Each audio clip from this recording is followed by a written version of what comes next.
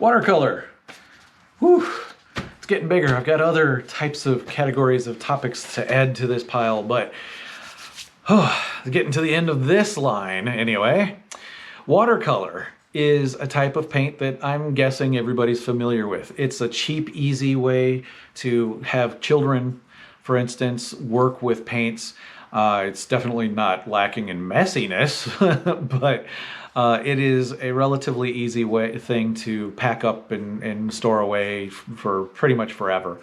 It's really great. It can come in the little hockey puck style stuff that we're so used to, in the little grid array kind of thing with the little plastic tray for a brush at the top with a little clamshell thing. Yeah, and all that. But it can come in tubes. It can actually come in all sorts of different kind of containers too, that are usually more high quality, but that's not to say that some of your hockey puck styles aren't necessarily good too. But watercolor is your very translucent, more or less only pigment, just about nothing but pigment suspended in water temporarily.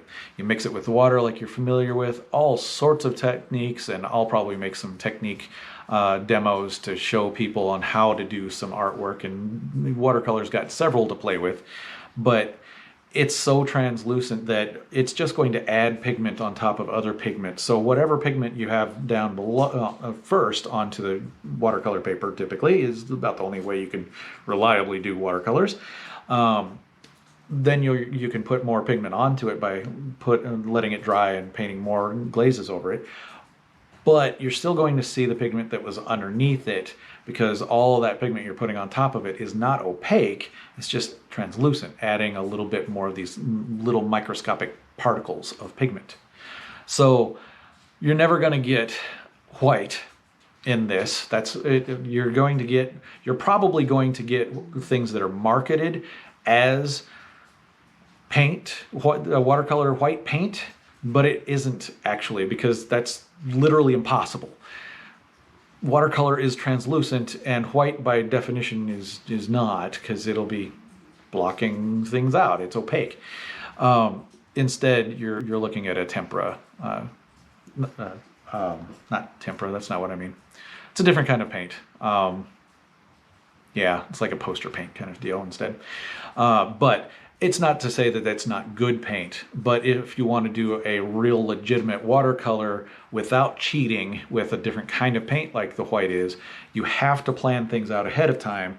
Where you want pure white things to be can never see pigment. Otherwise, it'll never come all out of there.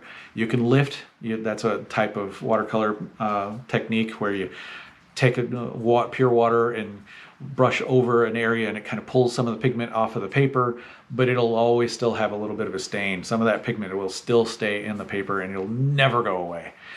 But if you plan well enough, you can have pure white in your watercolors. Just think it through ahead of time.